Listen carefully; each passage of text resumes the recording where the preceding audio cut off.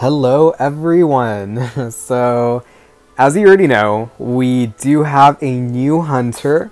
And not gonna lie, I believe that this hunter has blown up within the community ever since last night that he was released on the test server. I do have a lot of opinions toward the character, but he is pretty cool, you know? He is a part of the Ashley Wood collaboration, so that's pretty sick. And the fact that they created a whole new hunter just for the collab, you know, that's pretty awesome. Because not even for Junji Ito, you know, they just made the skin for Dream Witch and other characters. But here they made like a whole new character. And, you know, that's pretty nice. But, you know, ever since last night, he was released on the test server.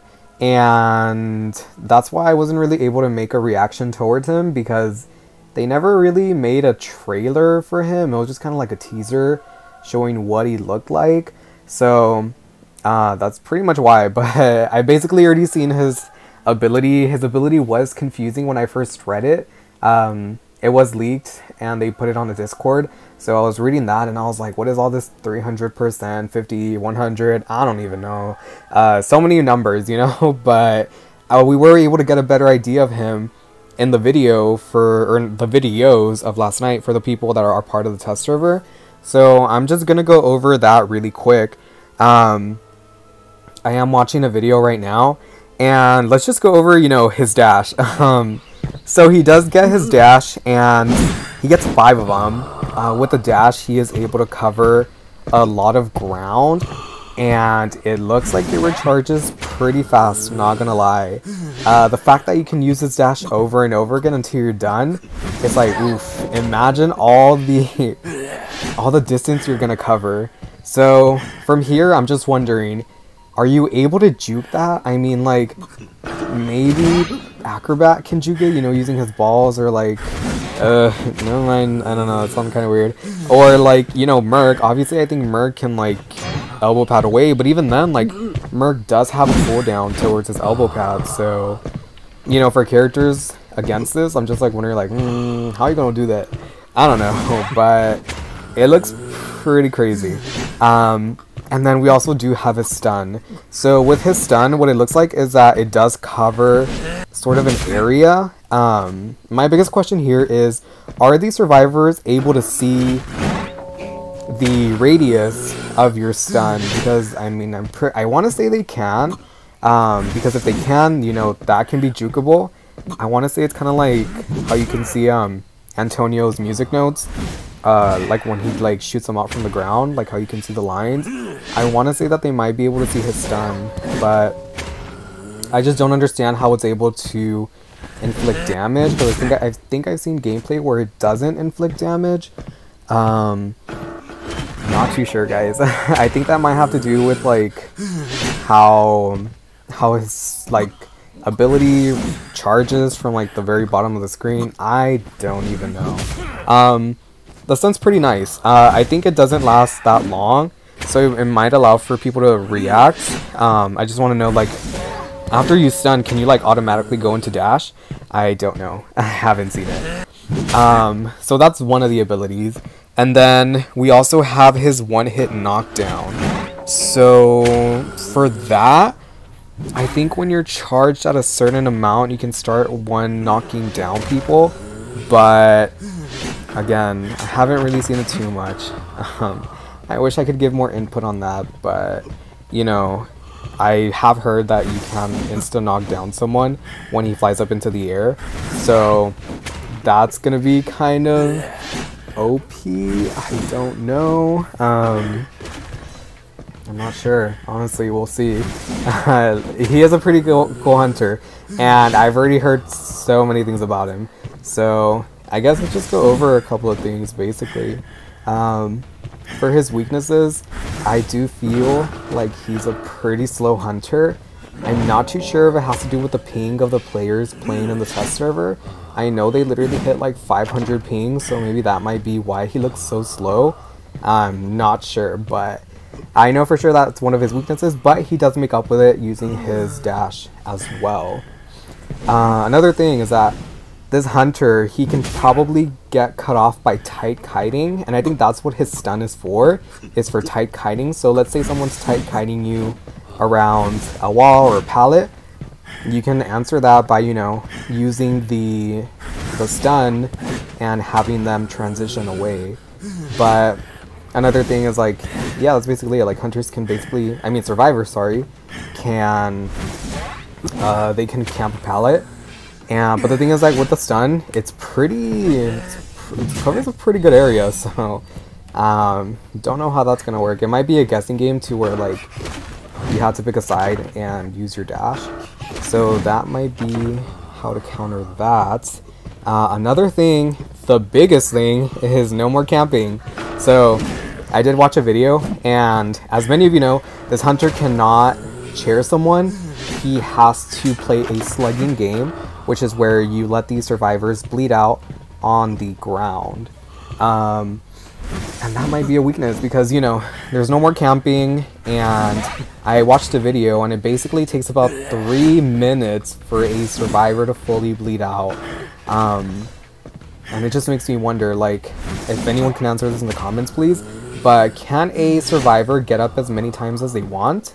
Or do they bleed out a little more every time they get knocked down? Like, I don't know how that works, but, you know, this whole game is basically based off a camping style, and the fact that we finally get a hunter that cannot rely on hunting, it changes stuff up a lot. So that's what I'm basically gonna get into later. But for his strengths, you know, obviously we do have the insta knockdown, which can allow for him to, you know, get those easy knockdowns and change target to, you know, get another survivor down. Another thing is that I see this hunter having good game pressure.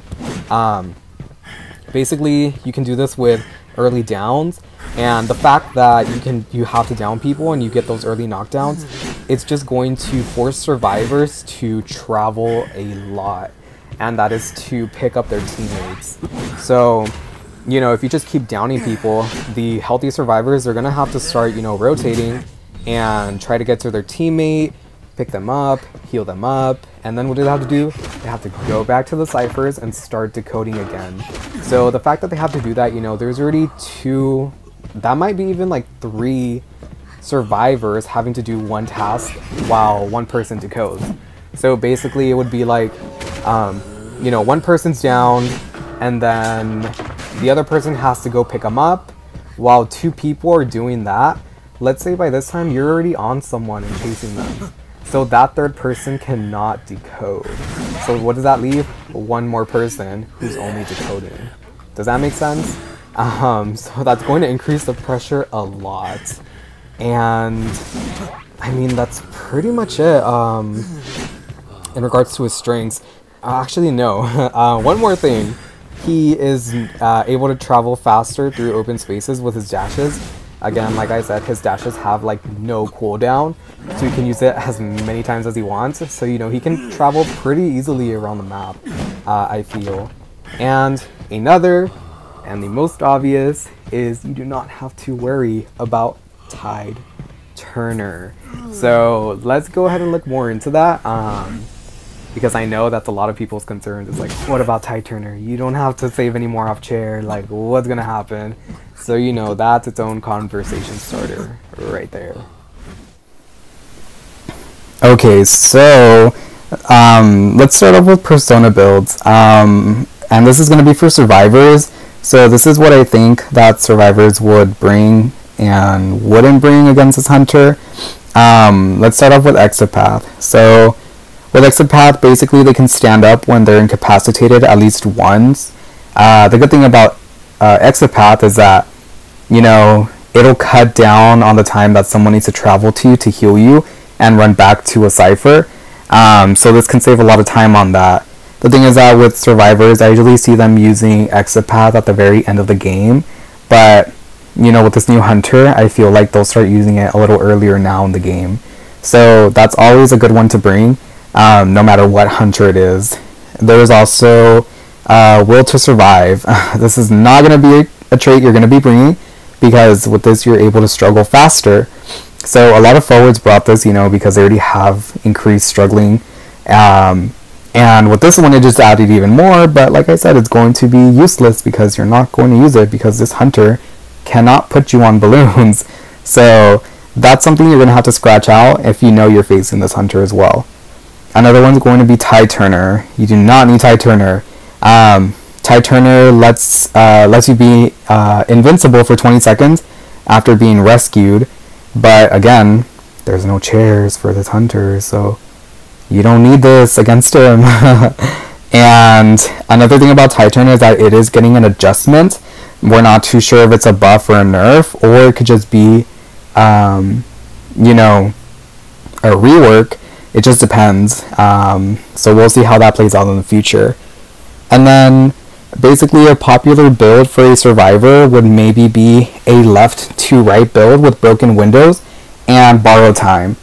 Borrow time is just one of those things that I feel like you always have to bring, and broken windows is good for kiting, and that's going to be needed heavily on this hunter. And the fact that you don't have to bring Tide Turner anymore, you can invest those extra points into your broken windows. And if you've noticed, when you go down into Tide Turner, a lot of those traits that you're investing points into, they have to do with rescuing. And again, you won't be rescuing here, so don't need those anymore. And another good ability to bring or persona would be healing or doctor, and this increases decreases your time having to heal someone, so that's going to be pretty useful when you're trying to get someone off the ground. And then the last one, most importantly, that you need to bring is going to be sticker. This is going to help a lot against this hunter. So a lot of people use this. There shouldn't be an issue with using it now, but it basically helps you travel faster on the ground, and I think you're also able to get up faster as well. You're going to be slugged, so try to bring that a lot. And now let's go into the persona build for the hunter. With this hunter, you are going to start bringing a chase/slugging build. So what I would like to use if I were to play this hunter, which I probably want to, I am going to bring destructiveness, and that is going to increase my pallet destroying speed. So that's going to help out with my chase. I also do have impact. With impact, this is going to increase the healing time for survivors. So, whenever, obviously they are going to have to heal each other to get themselves up. And by using this trait, it's going to take them a little while longer, making the game even slower. This game, honestly, with this hunter, the games are going to be really slow because you're slugging, you're not chairing. It takes forever to kill someone with the bleeding, so I can expect to see maybe 20-minute, 15-minute gameplays. I don't even know. We'll see how crazy they get. We also should bring no survivors. With no survivors, this is used to increase your attack recovery when in range of a knockdown survivor. This could be useful because you can start swinging and it would help your attack recovery. That helps. We also do have Hunt on my list. With Hunt, you can increase your movement speed after a while of chasing. I want to use this because he is kind of slow, so after chasing someone without clicking a button, you can start catching up maybe. Just try not to get too spammy with the ability because, I think this is going to help more for tight kiting, to catch up to survivors. And I also do have Street Sweeper. This is used to show survivors healing if they are within a certain radius. So I feel like you're always going to be healing against this hunter, trying to get to full health, trying to get up. So this could be useful, trying to see who's healing and where they're at. And then After Effects would also be good. Basically, this reduces the self-healing limit, and this is going to be so annoying. You probably see this against Smileys when they're running a left build. You can never get up the ground without having help from someone. And that's going to apply with this hunter. You're not going to be able to get up unless you have help. And imagine having a slow heal build as well. So if you are having help from a teammate, it's just kind of like overkill at this point. But with the hunter, I would probably run a right an up or a left build. I'm not too sure if a down build would be good with detention. At this point, Survivor is already able to get to gate without, or by crawling. If someone's already opening the gates. Again, I'm not too sure on this one because I have heard that they're not able to, considering that the bleeding increases to 300%. Yeah. We'll have to see. I mean, detention might be good. I mean, it's always good on everyone. But the fact that this hunter can one hit knock down a person, then that's going to be, I don't know. I really don't know. I'm curious as to see how it's going to work out with him, basically. Alright, so, after going over all of that, I'm just going to dive into the meta. And this is just going to be my opinion, solely my opinion. You might have yours. So feel free to share them because I want to see what people think. But honestly, this hunter is going to change the meta. It's going to affect rescuers heavily because of the chairs, such as Merc or Gravekeeper. I mean, they usually, they're great kiters if you're facing against them because you can literally never catch them. But, they can't save anymore like Gravekeepers. Fast rescuing speed isn't going to matter. Also Cord, I think she can be a while on the chairs. Gardener as well. That's not going to matter. Painter, being on the chairs for a while. That's not going to matter. It's going to affect a lot of survivors, to be honest. And this is also going to hurt Cowboy and even more forward. Basically, they're going to have to harass mid-chase instead of waiting to the point of someone getting knocked down. What I see a lot of forwards doing in this in our server is that they'll wait to harass until someone gets ballooned on, basically from the hunter. So they're gonna have to stop doing that. It's gonna suck because they can't work on their ciphers. They're going to have to help you mid kite, just basically tampering with the hunter so they can't catch up. And that's already 2 people in 1 chase. So that leaves only 2 other survivors working on ciphers. That's if you want to use Cowboy or forward. It could be helpful, not too sure. I mean, we'll see. But there's that, and then we also do have basically whenever you have to accommodate your persona build to 1 hunter, then that's when I kind of see that something's broken. So for survivors that aren't able to ban hunters, like in the lower tiers, they might not know if they're facing this hunter, meaning they might not bring Tide. Why? Because it's useless. But what if they don't bring Tide and then, they face a Dream Witch? This is going to be really hard for survivors, not gonna lie. You should not have to personalize your persona build for 1 hunter. Because hunters are able to see who they're facing. We can personalize our personas to them. If I'm facing Enchantress with a Prospector, I'm gonna bring Excitement, maybe. Or I'll bring in a trait that's gonna help me recover faster from their stuns. I have that luxury of doing that as a hunter main.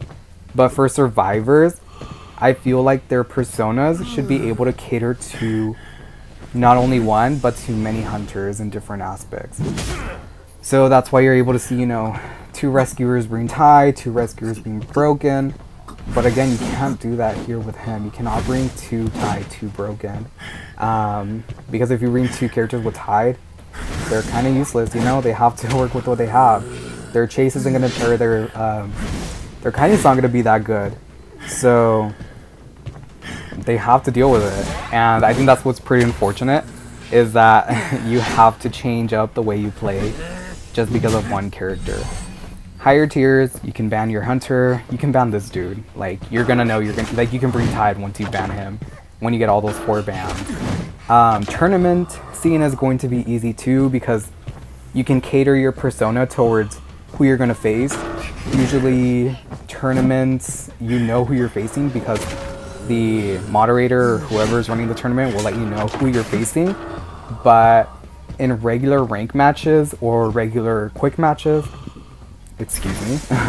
you're not gonna know who you're gonna face. So that's going to be pretty hard, for the lower tiers that cannot ban anyone. They have to deal with who they're gonna play, and I do not agree with that. This hunter's pretty strong. from what he looks like. I don't want to jump to conclusions. You know, people said that Dream Witch was pretty bad when she first came out. We thought Sculptor was gonna be OP. She's pretty good, but she's not like amazing. So we'll just have to wait and see how good this character is. He could possibly be the worst character and we're already like overhyping him. But the fact that we have to change our playstyle for one character, it just doesn't sit right with me. But I mean, that's everything I have to go through, honestly. Let me know what you guys think. I'm really curious as to what people have to say about this hunter. I've been seeing it so far in the Discord servers, as well as other people's gameplays for him. So, you know, if you disagree with me, if you agree with me, let me know. I'm gonna read the comments, and that's pretty much it. I'll get back to you guys later, and as always, I love you guys, and I'll see y'all soon.